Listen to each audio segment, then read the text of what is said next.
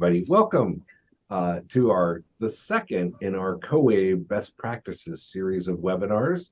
We're excited to have you here. This one is being led by Kevin Johnson, who is actually an amazing facilitator.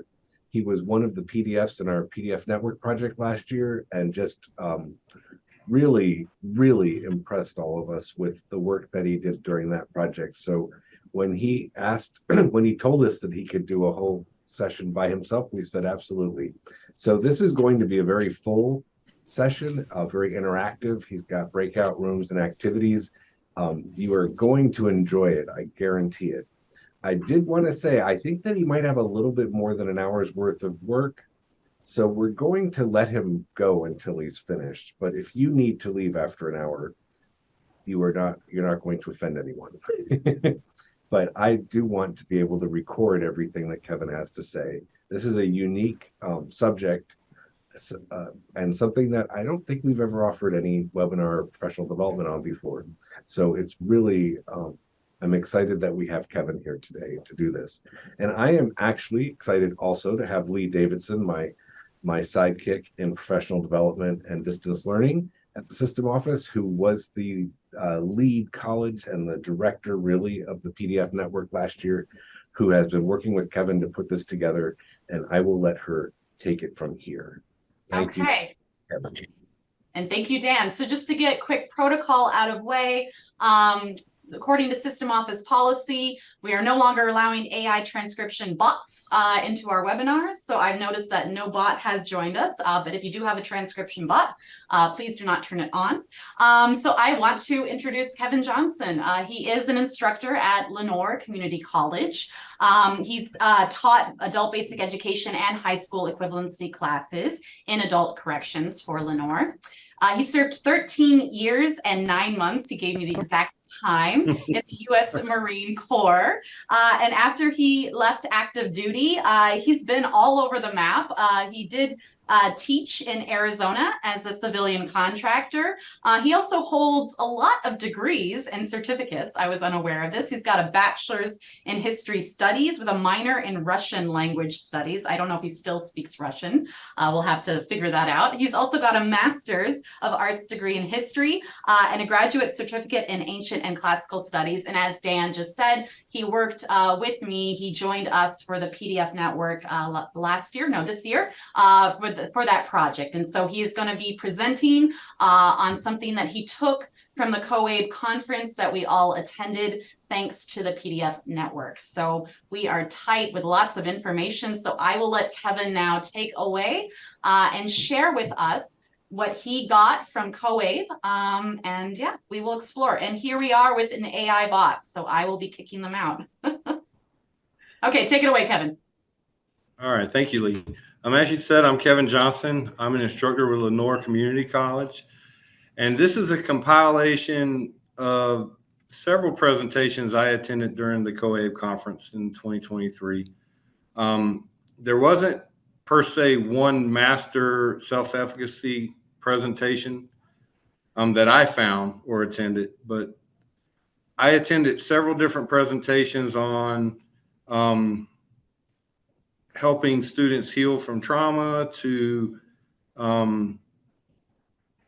positive affirmations to critical thinking and different things that help incorporate self-efficacy. And we tried to combine it all into this training.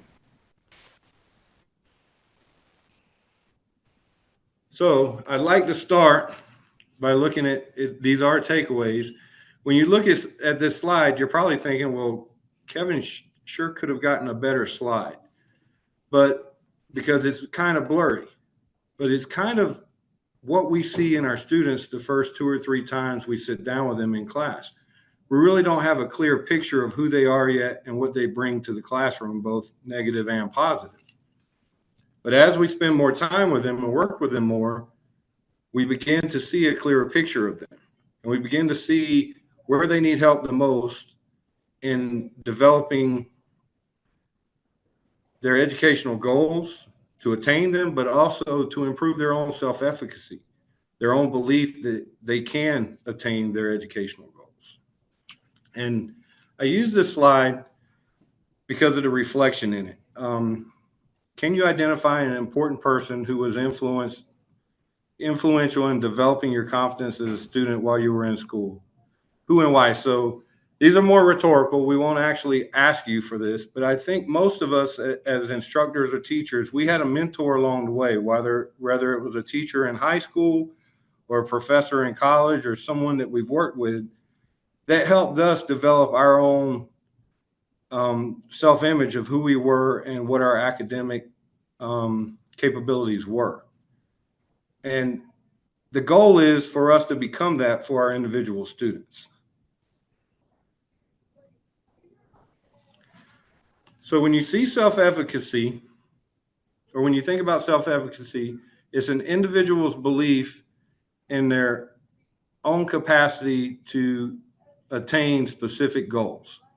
It's very different from self-confidence. Self-confidence is an individual's overall perception of who they are and how they feel about themselves overall.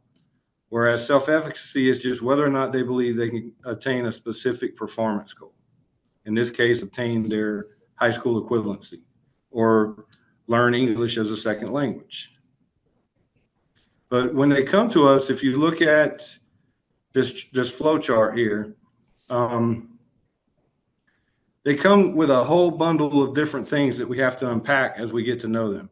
They have certain emotions when it comes to their own beliefs and how they're going to do things. They come with different literacy levels. Some are just beginning to learn how to read in some of my classes. Others are higher level readers. Some English is not their first language, so they're a little hesitant to read out loud in English. They have their own expectations that we have to unpack and explore as far as how time expectations of how long it should take them in the class, what performance goals they're trying to meet. And they come with some baggage too, with prior experiences. Oftentimes, particularly in our adult basic education and our high school equivalency classes, they've tried before and never met the goals that they hoped. They never met those, they never attained their high school equivalency. And for some of them, when they come into our classrooms, it might be their third, fourth, or fifth attempt at it. And, you know, they come with the expectation that they're going to fail sometimes. And we also have to explore, why are they motivated to do this? For some of them, they've finally decided that it's just time and it's a goal that they're going to meet. For others, they're there for other reasons. Maybe it's part of a different employment program or something else that they're working towards. As far as the cycle goes, they come to us, and a lot of times.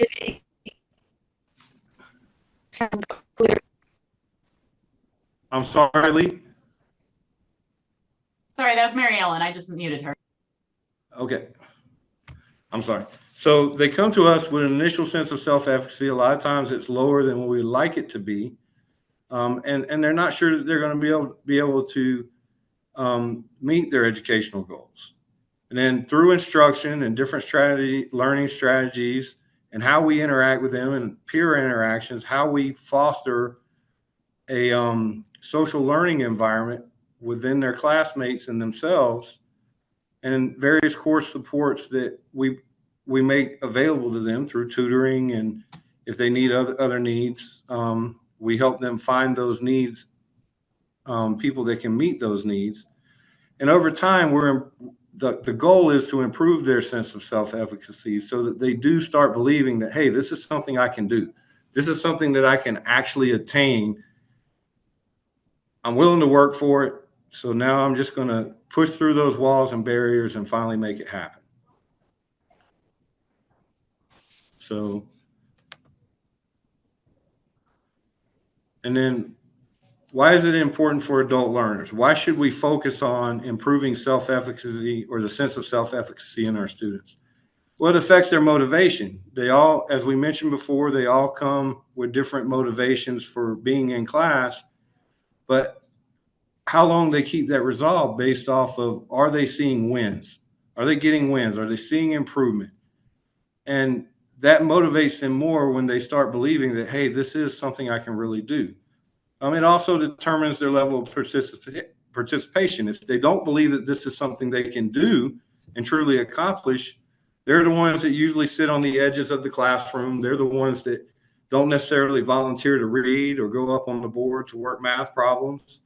And it hurts them in their ability to attain their goals because they're not interacting and challenging themselves as much as they should and could. But more importantly, when someone believes they can do something, it helps them get through the difficult times, because we all hit walls in our education where we just seem to get stagnant or we struggle with a certain subject. And if we believe that eventually we're going to come out on the other side, we will keep working through it. And that is the goal that we want, as far as teaching our students that, yes, you can do this. Even if it seems difficult now, keep working through it, and you're going to get through the barriers and the mental blocks that you're having right now.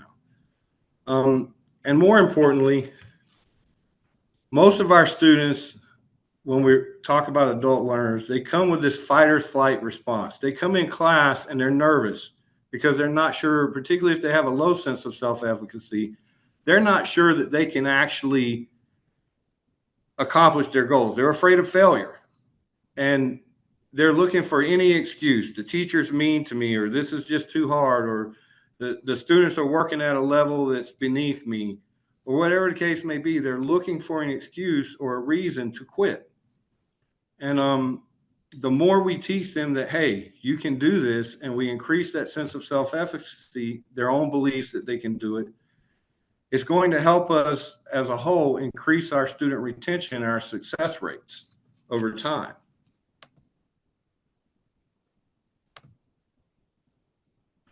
So some of the things that affect self-efficacy: limited success completing educational goals. We talked about that a lot of times. Some of my students, because as Leigh mentioned, I work in a correctional environment. So many of my students have already tried, particularly the older ones, to get their high school equivalency 2, 3, 4, 5 times. And so they come in with the expectation of failure in their own minds. That they come in, and one of the most common things I hear is, well, I've done this before this year and that year, and I've never really been able to make it, but I'll try it, see how far I can get this time.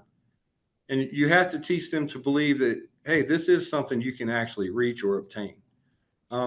Students have a lot of anxiety for different reasons. Maybe it's, they didn't meet the goals in the past. Maybe they're in a new environment. Maybe they have other things going on in their life that their attention is fixed on, that doesn't allow them to really focus a lot of mental energy or time into their education. Past traumas have a lot to do with how we learn and how we perceive our own abilities to learn and succeed at anything in life. They can be in unfamiliar surroundings. You see this a lot when we think unfamiliar surroundings. In my case, they wind up in a correctional institution, or we could be talking about people that are immigrating from another country, or people that are moving from New York to North Carolina.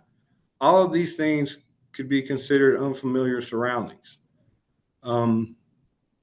If you were a stay-at-home parent and you never got your high school equivalency, but now you're 45, 50 years old and the kids are off to college, and you think, I'm finally going to do this.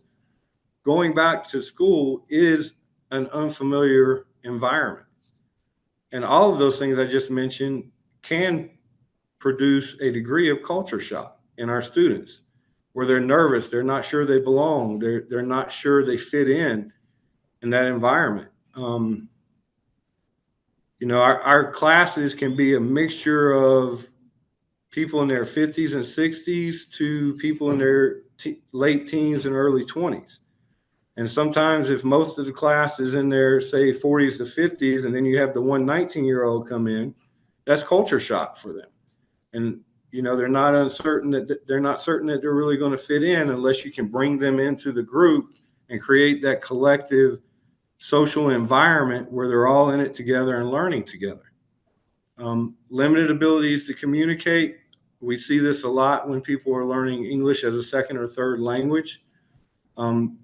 They're at times not necessarily just unable, but uncertain of whether or not they have the ability to communicate, and they're shy. They're not willing to openly communicate, and you have to draw them out of that and instill a confidence that, hey, you can do this step by step, and you're going to grow and learn and get better at this and increase your abilities as you go.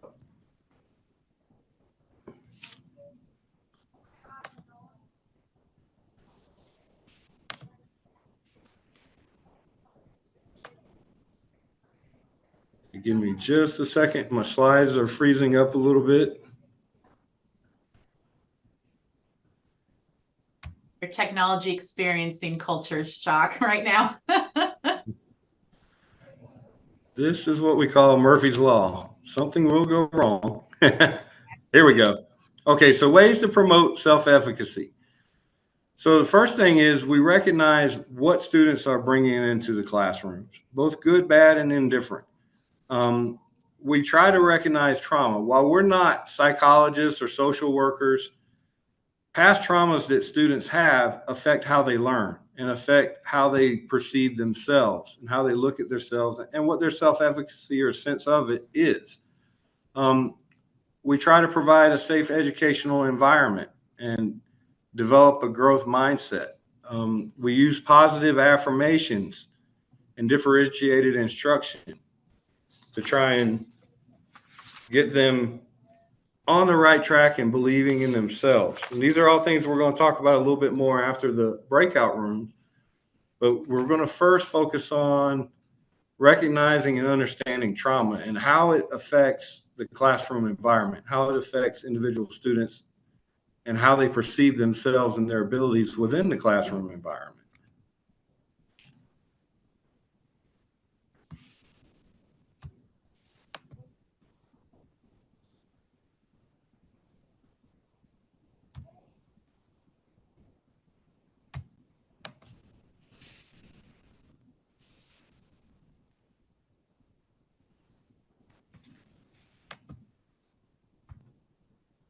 Okay, so I put this pyramid up from NIH website, from their library, and it's dealing more with health. But if you look at the green sections of this pyramid, dealing with adverse childhood experiences up to social and emotional cognitive impairment, for those of you that have had students that have experienced some sort of trauma, whether it was post-traumatic stress from an experience or childhood trauma, whatever, domestic violence, whatever the case may be, their experiences sometimes, depending on at what age it happens or occurs, disrupts their neurodevelopment, but it also affects them socially, emotionally, and can cause cognitive delays or cognitive impairment to where it is difficult for them to learn, and they find the classroom environment much more challenging than their peers. Some of the things that can affect that, and this is not an end-all be-all list, but community violence. Now, community violence, an example of that would be growing up in a neighborhood in an inner city where there's a lot of drug activity or a lot of gang violence, where you're hearing gunshots in the middle of the night, or, you know, the neighbor's apartment 2 weeks ago, because of a drive-by outside, got a stray bullet in the window. Those are all things that do affect trauma from a community violence point of view. People that grow up in underdeveloped countries that live in poverty and live in areas of a larger city where poverty is rampant, they experience a lot of crime. And that goes into that umbrella of community violence. Childhood traumas. It could be anything from violence to other assaults. It could be emotional distress that they experience, either through interactions with bullies at school to issues with family members, you know, and that kind of goes into domestic violence. there are different types because you have the physical violence, but you also have the emotional violence. And all of that causes scars or traumas that we deal with as individuals, and that influence how we perceive ourselves and how we perceive whether or not we have certain abilities to accomplish goals we set for ourselves. Educational traumas. This one is near and dear to me for many reasons, but one story I would tell, I had a student who was in his 40s, and he went through all the high set exams, just like, felt like he was doing it blindfolded. He was so good at reading, so good at writing. Science and social studies were not an issue to him. And he got to math, and he was doing higher level algebra with me on the board. But the minute I would put a practice test or any type of test in front of him at his desk, he would freeze up, and he just could not pass any of the practice tests. And one day we were talking, and he said that he was in a classroom in high school for individuals with learning differences, and he wasn't on a diploma path. And he had asked many, many times for his teacher to recommend him to go back into the general school population so that he could graduate. And the teacher told him that he did not have the ability to ever learn math at a high enough level to actually pass standardized math tests.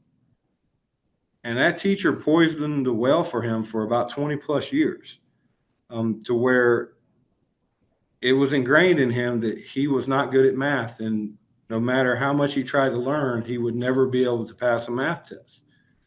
And it took months and months of us just working through that issue and talking about it, and talking about how he could not let that specific individual affect his ability to improve, that if anything, he needed to prove them wrong. And eventually he passed his math high set exam, but he had to get over that educational trauma of someone telling him that he did not have the ability to learn. And unfortunately, we have teachers in our culture that do that.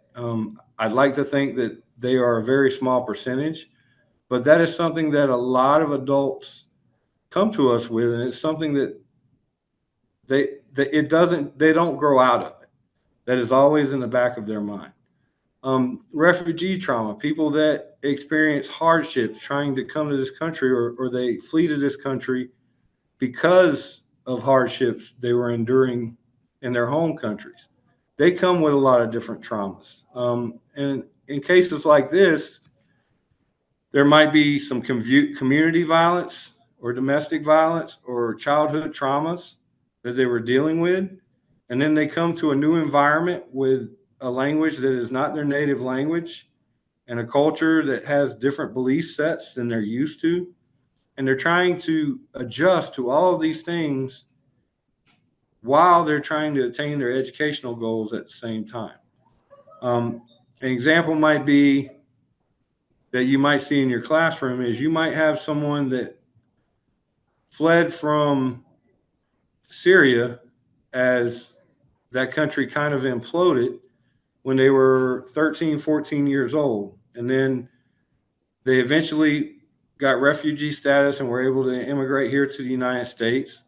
And now all of a sudden they're 18, 19 years old, and they're in your classroom, and they're trying to get a high school equivalency because there really wasn't the ability for them to do that over the years that it took them to get to where they're at and get settled here in the United States.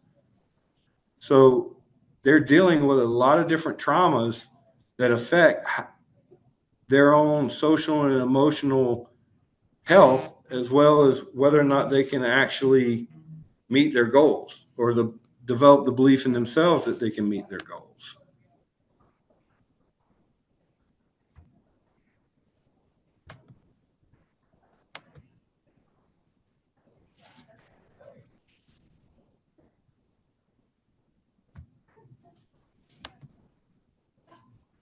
Okay, so when we're recognizing traumas, one of the classes that I took, or one of the lectures that I attended during COABE, was, is your class healing? And it was a adult education instructor out of Salinas, California, and he talked about the 5 A's. attention, acceptance, appreciation, affection, and allowing. So for attention, you're focusing on being present in the moment and encouraging your individual students to be present in the moment. You're observing, you're listening, and you're noticing how all the feelings in the classroom play out. How each student reacts to other students, how they react to certain subjects, certain when I mean subjects, I mean like how are they with math compared to English, compared to history? How are they when you're doing exercises that require them to read out loud or interact and provide their own opinions based off of what they read? And all of these things you're just observing and you're listening. You're paying attention. You're being in the moment with your students, and you're getting them to come out of their shells and be in the moment as much as they can. Acceptance, you're accepting limitations while creating a roadmap for turning their weaknesses into strengths. You're teaching them that mistakes are going to happen. We all have to start somewhere. Some of us start at lower levels than others with our classmates in the adult basic education and high school equivalency classes, along with ESL classes. And we all have past experiences that can weigh us down and limit our perception of how smart or how intelligent or how capable we are. So we have to get them to accept that, hey, you can do this. You know, you have limitations, maybe you have weaknesses, but with a little bit of work, we can turn those into strengths. And you get them to buy in on that. That acceptance is both from a teacher perspective and a student perspective. Appreciation, you're celebrating their strengths. You're recognizing the work in progress that they're making, which we're going to talk about a little bit more with affirmations later. And you're basically showing them that you're their biggest fan, that you believe in them. And if they believe in themselves as much as you believe in them, there's nothing that can stop them from reaching their goals. And then affection, it can mean a lot of things. When we think affection, we're thinking, you know, basically being more personal, I guess. But it's really just showing interest. It's being interested, being consistent, being committed, being invested, and being approachable. If you're showing interest in the student and what their likes, what their dislikes are, things that they like to do versus things they don't like to do, and you're incorporating things like that into the lesson plans, that helps them buy in. I had a student who really was terrified of math, but had been working on car engines with his father since he was 10 years old. And when I finally taught him and I started doing math lessons that showed him that he was already doing some basic algebra and basic physics equations based off of things he was doing with torque ratio and calculating different things within the engine capacity, he really bought into that and said, you know what, I can do higher level math. And not too long after that, with a little bit of work, he was able to pass the math high set exam. And it was just showing an interest in things that he was interested in. Being consistent, always being positive, always showing them that, hey, you know what, this is working. We're getting to where we need to be. And you're creating an environment where they have expectations and they know what to expect when they come in the classroom. They always know how their teacher is going to react to things, how their teacher is going to behave with things, what things they do on Monday versus what things they do on Thursdays or Fridays in class. You're just being consistent, and you're always committed and invested with them.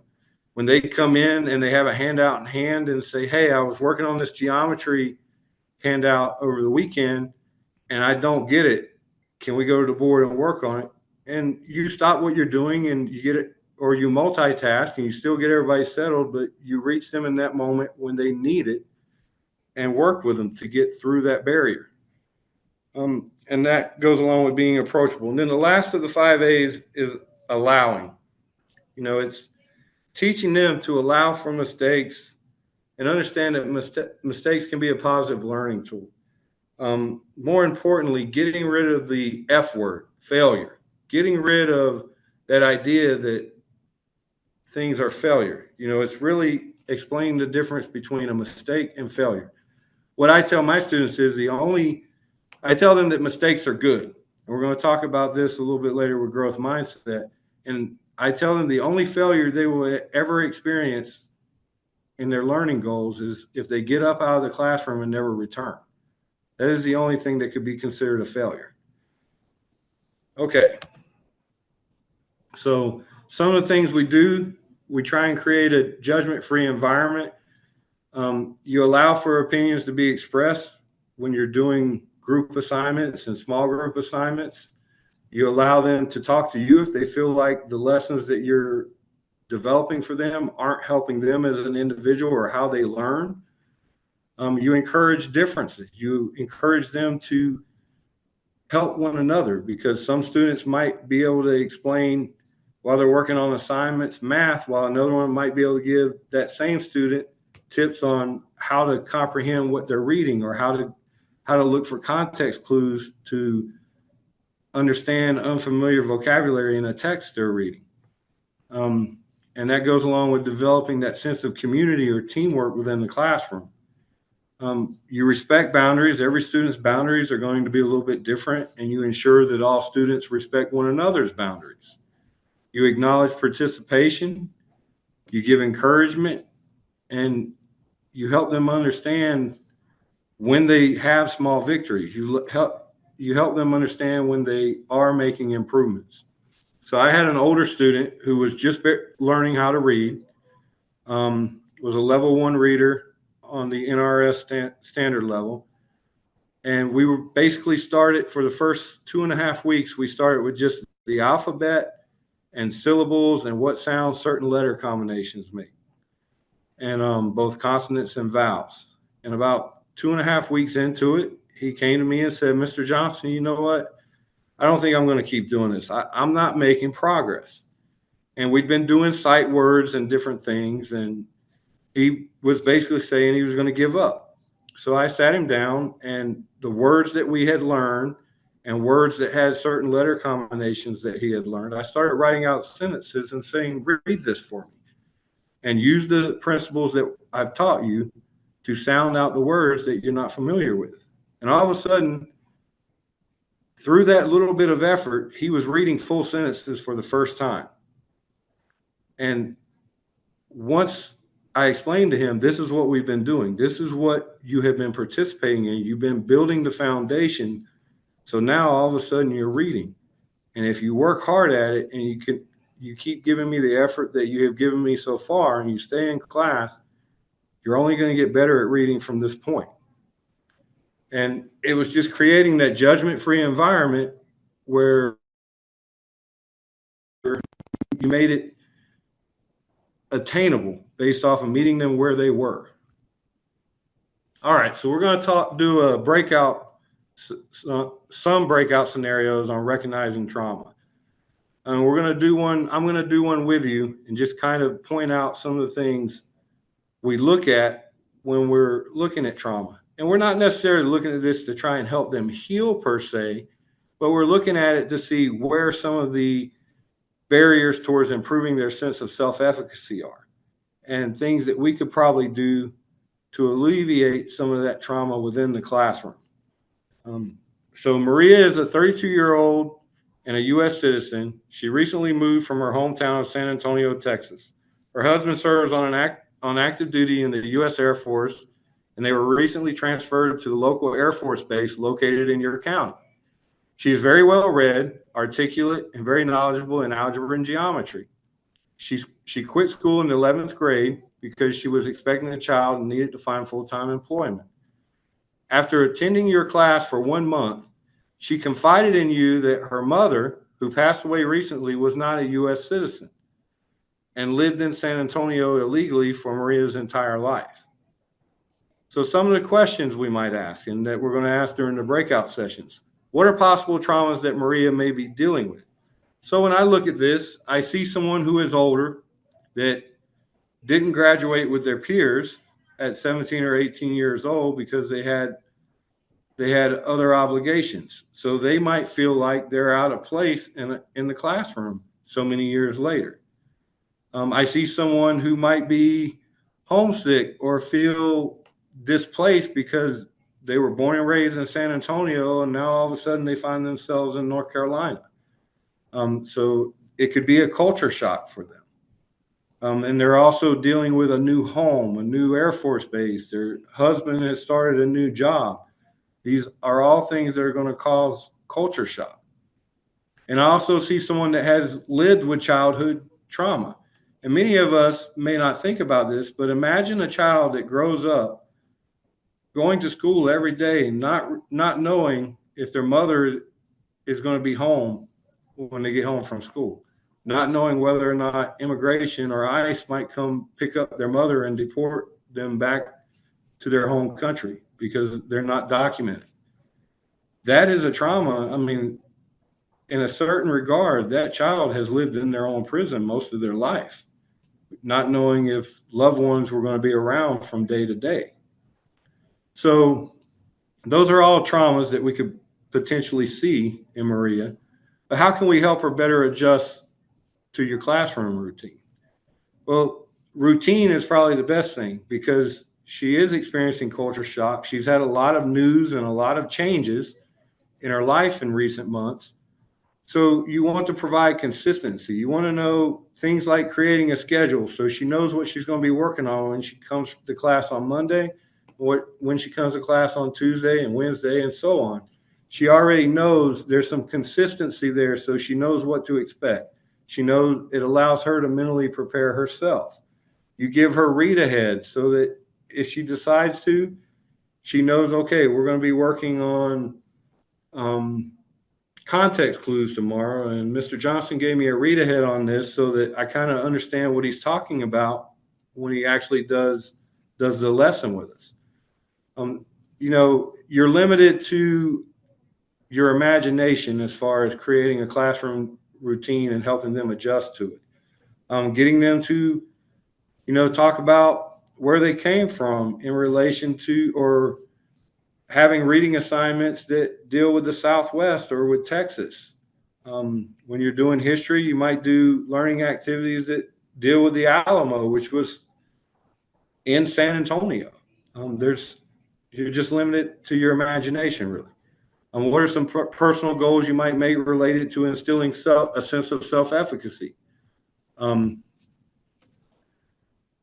positive sense of self-efficacy? You just find little things that you can do, little benchmarks that you're trying to meet for Maria, as far as, one, getting her to interact with the other students, getting her to talk about, you know, her past experiences in San Antonio, getting her to open up about some of the challenges she's seeing, you know, with the move and with her husband starting a new job. And you just find benchmarks. You get her to participate more. You know, if she tends to start the first week very quiet and not really engaging in guided discussions or group discussions, that might be one of the goals, is by week 3, have her more active by producing material that she might be comfortable with for group discussions or group reading activities. So, Leigh, you want to take over from here for the breakout rooms? Yeah, if you can just go to the next slide so they can see what we're going to explain. So I did plop into the chat the document that you will be referencing. This includes 9 scenarios. They're all different students, different individuals with different traumas, but it's set up and designed just like Kevin introduced the activity. Okay, so I'll just hit the treetops for the remaining slides because but just to summarize, the reason we did this breakout room to recognize trauma and we created these scenarios was just so you could see the importance of, you know, you have this foggy picture when you first meet a student, but the more you work with them, the more you interact with them, the more you gain their trust, the more you learn about them.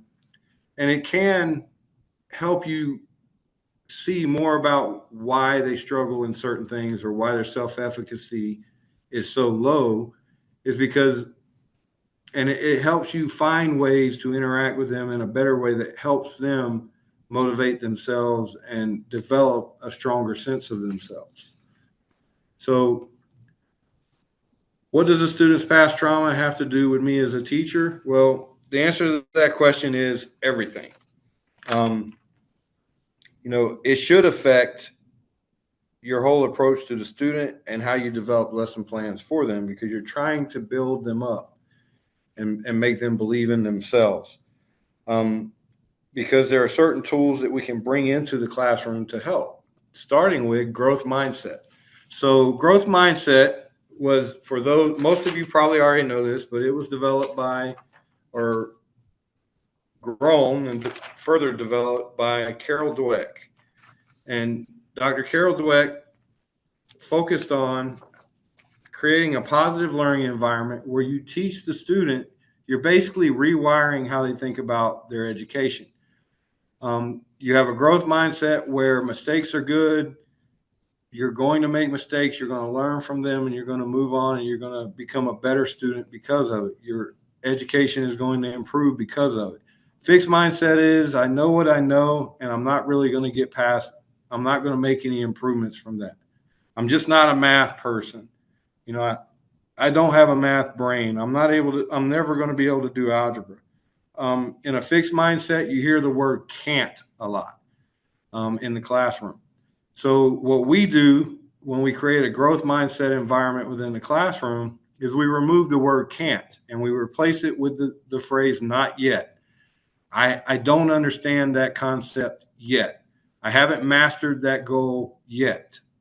And we teach that mistakes are good. Dr. Joe Bowler, who is a professor at Stanford, she works a lot with growth mindset in math.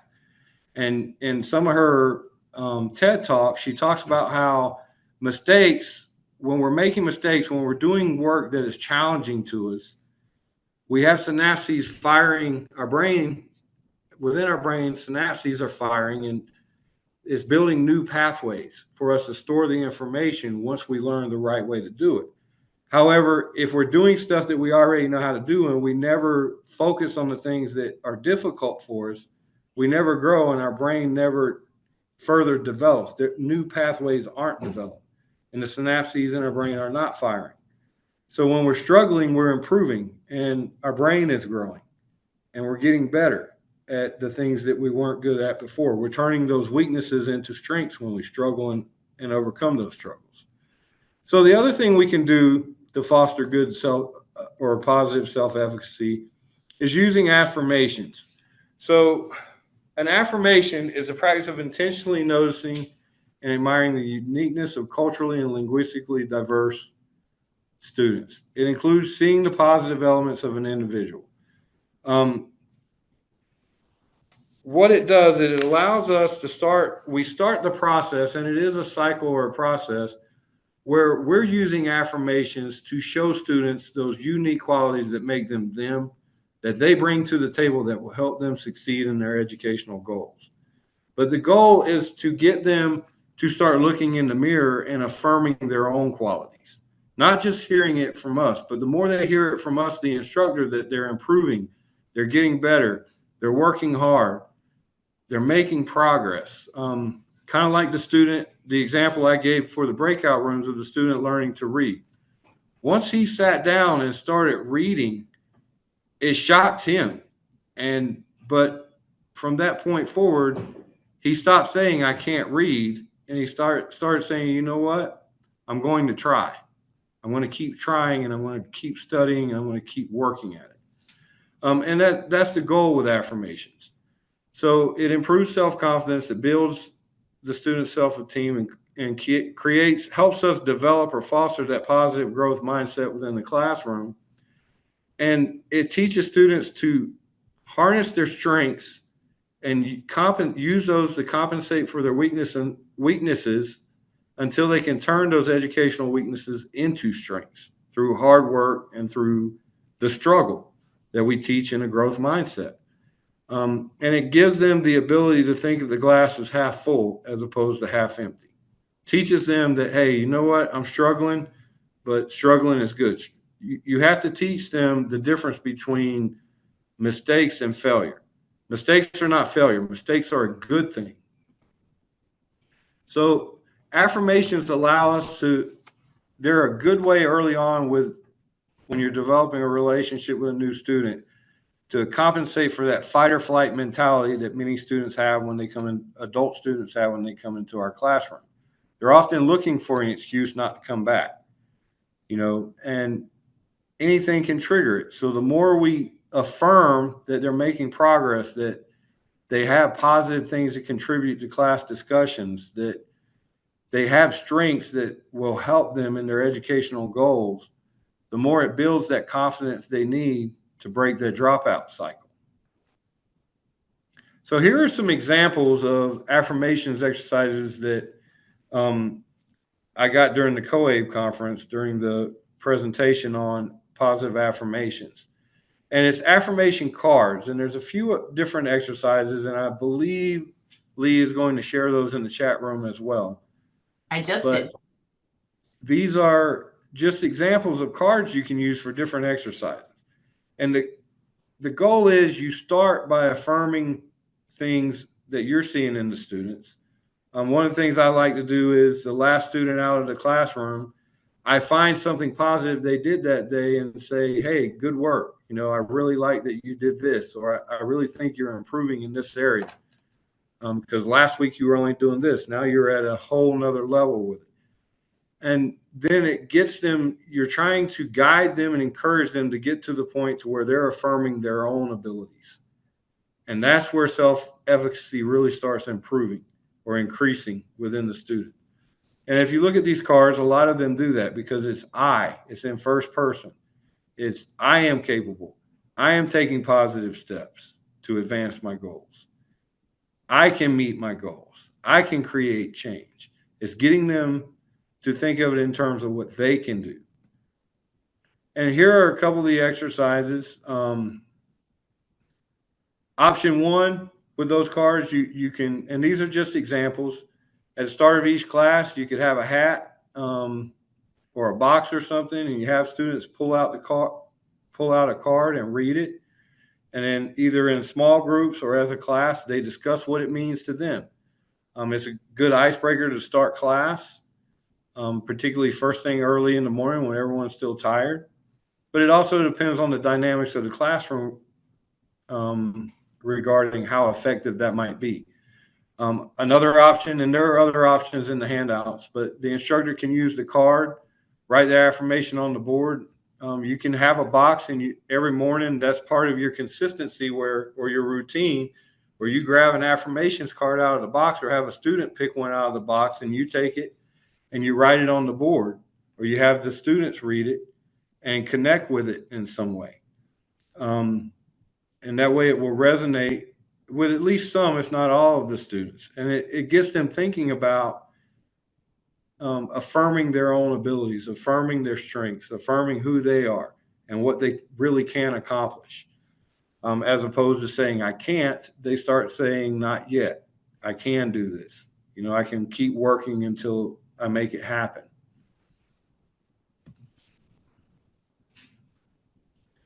Okay, so another way is differentiated instruction. So what is differentiated instruction? The definition is it's tailored instruction to meet each student's individual needs. Kevin Johnson's definition is I meet the students where they are right now on an individual level. I tailor my lesson plans to each student. For example, this morning I had 6 different things going on in my classroom all at once. And it's just a series of mini lessons where I go to one group or one individual, depending on how many people are at the same level, and I work on one thing. And then I get them started on an assignment, and I move to the next group or individual and do a mini lesson with them. And you keep doing that throughout the class session so that you're working on things that they are interested in, that meets the level they're at in either reading, mathematics, or both. And it's something that is conducive with what their current educational goals are, particularly if they're preparing for a specific HiSET exam. So things that can be differentiated. It's pretty much everything. You can do content, and you base it off of students' interests. I gave an example earlier of a student that was big into cars or fixing engines, working on engines. So we did assignments and word problems and math and physics assignments that related to car engines and racing and just automobiles in general. You make it age specific for them so that the content meets how they think, what their belief set is, what their experiences are. And it's stuff that helps them improve their academic readiness, and it meets them at their language and literacy levels. The process is you individualize, you do things. Certain people work better individually, others work better in pairs or small groups. Others seem to thrive more when they're interacting with everyone in a social learning environment. And you create lesson plans and activities that try and meet as many needs as possible based off of what individual students in the classroom need. And all students learn differently. So your products or your lessons have to incorporate all different types of learning styles into that. So for example, if you're teaching about history, say you're teaching about why the Declaration of Independence was written, you might create little reading assignments on things like the Boston Massacre, the Boston Tea Party, the First Continental Convention, and so on and so forth. And you do it at different reading levels. So if you have someone that's at an NRS reading level 1 or 2 or 3 people, that group will read that article and work on questions in a graphic organizer, work on answering questions at that reading level. If you have someone that is at an NRS level 5 reading level, then they have a more complex or comprehensive article that they're reading with more difficult questions. And then you have them all discuss, each group discusses what they learned or summarizes what their article is about. So the whole group gets a little bit of every piece. And then you can take all of those together and as a group have them work on a timeline so that the tactile learners, the ones that are hands-on, they're actually building a timeline of everything that happened in each article because they're able to put it all together in a linear fashion. And then the effects, you create a safe environment, which we talked about from, healing from traumas and things like that. Mistakes are good. Mistakes are never a bad thing. We only learn when we're making mistakes, and we learn from those mistakes. And all students have to feel accepted and valued within the group.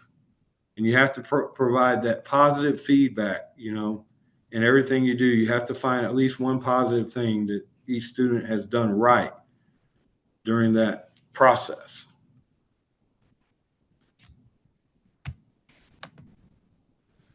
All right, so takeaways. We talked about how self-efficacy increases retention and success, which is our ultimate goal at each college. We talked about how improving a sense of self-efficacy helps students stay engaged and helps them battle that fight or flight mechanism internally so that they want to stay and they keep working towards their goals and they understand that mistakes can be overcome and they help us learn. We talked about the effects that trauma can have on confidence and an individual's initial sense of self-efficacy when they come into the classroom. And we talked about different ways we can improve self-efficacy through growth mindset, affirmations, differentiated instruction. Are there any questions at this time? Feel free to reach out to Kevin Johnson from Lenoir Community College. Take care. Goodbye. Thanks for sticking around.